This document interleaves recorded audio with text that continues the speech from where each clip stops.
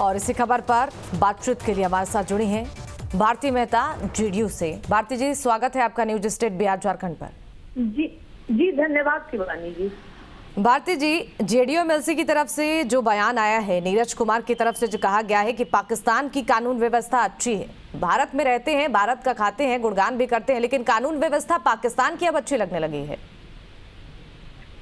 शिवानी जी, देखा जाए मुझे जो लग रहा है कि शायद संपूर्ण संदर्भ के साथ बीजेपी उस बात को समझ नहीं पाई। अच्छा, जो हमारे राष्ट्रीय अध्यक्ष आदरणीय ललन सिंह जी ने कहा हो अथवा हमारे मुख्य प्रवक्ता आदरणीय नीरज कुमार जी ने कहा है, उनके कहने का उन्होंने जो ग्राफिक्स इंडेक्स की रिपोर्ट है विश्व स्तर पे उसमें दिया गया है कि पाकिस्तान की विधि व्यवस्था 48वें नंबर पर है बेहतरी के मामले में और भारत की 60वें नंबर पर। संदर्भ मुझे लगता है कि समझे बिना बात और बयानबाजी करना तो रहा है, वो तो उनका स्वभाव रहा है। तो वैसी स्थिति में जो नीरज कुमार जी ने कहा है, नीरज कुमार जी के कहने का उन्होंने ऐसा नहीं है कि वो कोई जेडीयू है। भारती जी, जरा ये भी मतलब समझा दीजिए, जब आप समझा ही रही हैं उनके बयान का मतलब, तो जरा ये भी समझा दीजिए कि पाकिस्तान का जो लॉ एंड ऑर्डर भारत से बेहतर है,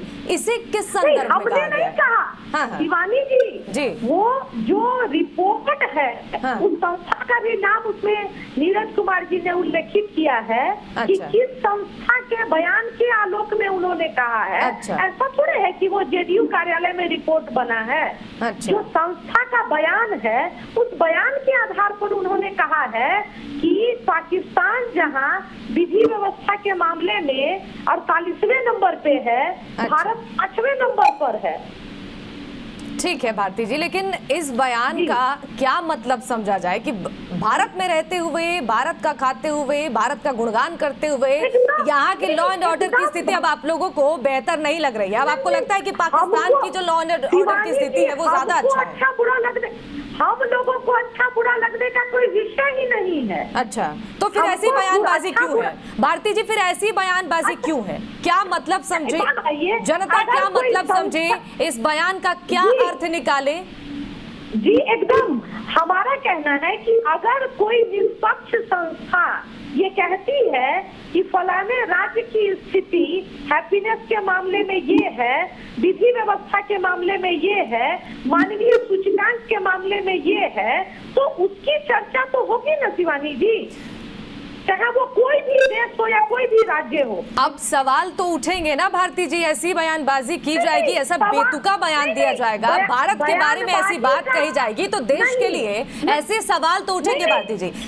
शिवानी जी, मैंने पहले ही कहा कि वो जो रिपोर्ट है उस संस्था का, संस्था की रिपोर्ट जेडीयू की संस्था नहीं है। आप रिपोर्ट के आधार पर भारत को लेकर इस तरीके से बयानबाजी नहीं कर सकते हैं भारती जी। ये जो बयानबाजी है ये साफ तौर पर अब सवाल खड़े करती है कि भारत में रहते हुए आपको पाकिस्तान की कानून व्यवस्था अब अच्छी लगने लगी है।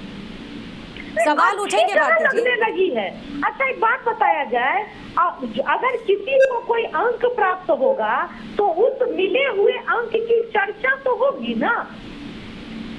अच्छा, ठीक है भारती जी। सुहेली मेहता भी हमारे साथ जुड़ चुके हैं, जरा उनसे भी पूछते हैं कि जिस तरीके से ये बयानबाजी की जा रही है इसका अर्थ अब क्या निकाला जाए कि भारत की स्थिति अब पाकिस्तान से बदतर हो चुकी है। देखिए शिवानी जी, एक कहावत है कि संगत से गुण होत है, संगत से गुणजात। तो वही वाली बात यहाँ पर है कि ये लोग जिनके साथ गए हैं तो उनकी सोच ही इसी तरह की है और इसी के आधार पर वो देश को अभी तक चला रहे थे। आप देखिए, आदरणीय नरेंद्र मोदी जी जब से प्रधानमंत्री बने हैं किस तरह से भारत को आगे ले जा रहे हैं और भारत विश्व गुरु बनने की ओर है। आज पांचवें पायदान पर विश्व में भारत की अर्थव्यवस्था है। इस चीज को लेकर तो लोगों को फक्र होना चाहिए। लेकिन ये लोग जिस तरह से देश को चलाना चाहते हैं और जिस तरह से देश चल रहा है और उसके साथ इस तरह की बात करते हैं तो इसको क्या कहा जाए। इसलिए तो कहा जा रहा है कि इनको पाकिस्तान इतना अच्छा लग रहा है तो इनको पाकिस्तान चले जाना चाहिए। ये जो झूठ मूठ का नाम भी इस तरह का रख लिए हैं और गुण गाते हैं कि पाकिस्तान का कानून व्यवस्था अच्छा है। अब इनकी जो कानून व्यवस्था है, देख ही रहे हैं बिहार में जब से महागठबंधन की सरकार बनी है किस तरह से क्राइम जो है, क्राइम रेट बढ़ गया है।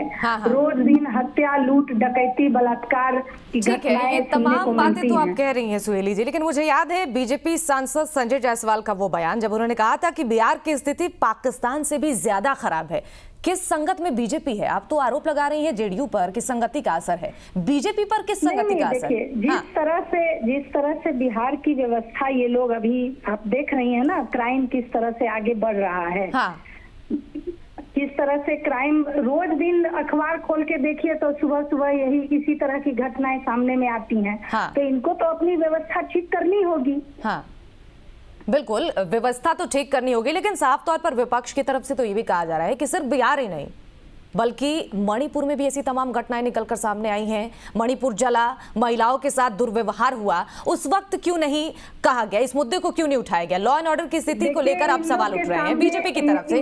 अब जवाब इस मुद्दे पर क्यों नहीं बीजेपी देती है, क्यों चुप्पी साधी गई? देखिए, इन लोगों के सामने जब भी क्राइम की बात करिएगा तो ये लोग मणिपुर ले जाते हैं। मणिपुर के लिए तो प्रधानमंत्री जी ने बोलना शुरू ही किया था, तो क्यों इन लोगों ने बहिष्कार किया? क्यों नहीं सुनना चाहिए? बोलना शुरू किया और बहिष्कार की बात नहीं है शिवानी जी। जब सुनने का शिवानी जी तो फिर क्यों मने आप बिहार की बात करें तो जायज। ठीक है, फिलहाल देखिए मुद्दा बिहार और मणिपुर का नहीं है, मुद्दा है कि पाकिस्तान की कानून व्यवस्था अब जेडीयू को ज्यादा पसंद आने लगी है। भारत की स्थिति अब पाकिस्तान से भी बदतर अब उन्हें नजर आ रही है। अब इस पर सवाल उठेंगे, लिहाजा इस तरीके की बयानबाजी सवालों के घेरे में जेडीयू को खड़े करती है। बहुत शुक्रिया आप दोनों हमारे साथ जुड़े, अपना कीमती वक्त दिया, धन्यवाद।